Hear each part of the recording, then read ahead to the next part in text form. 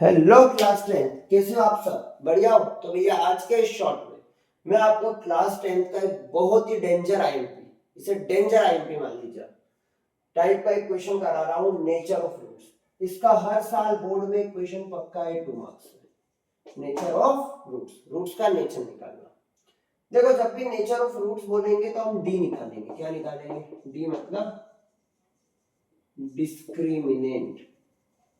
जब भी हमें क्वेश्चन में बोलेगा कि नेचर ऑफ रूट्स निकालो तो हम डिस्क्रिमिनेंट निकालेंगे। डिस्क्रिमिनेंट निकालने का फॉर्मूला होता है b square minus 4ac। B square minus 4ac। देखो, एक्स स्क्वायर के कोफिशिएंट को a बोलते हैं, a है 2, x के कोफिशिएंट को b बोलते हैं, b है -3, और कांस्टेंट को c बोलते हैं जो कि है 5। d निकालने का formula b square minus 4ac। b है -3,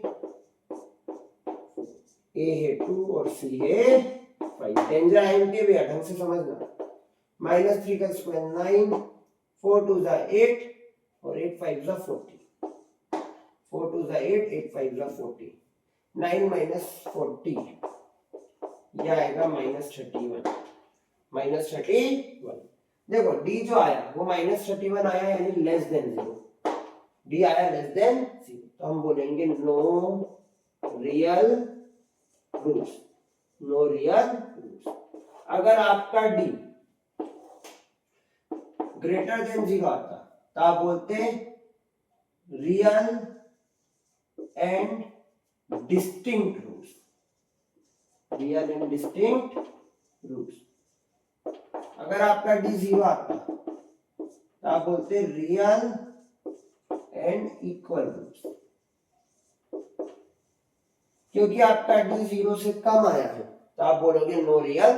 फिर सुनो, नेचर ऑफ रूट्स निकालना है, डिस्क्रिमिनेंट निकालेंगे, formula b square minus 4ac। X square का कोफिशिएंट a, x का कोफिशिएंट b और कांस्टेंट c। निकालने का formula b square minus 4ac, -3 का स्क्वायर -4, a था 2 और c था 5। -3 का स्क्वायर 9, 4 2 जा 8, 8 5 जा 40, कैलकुलेट करा -31।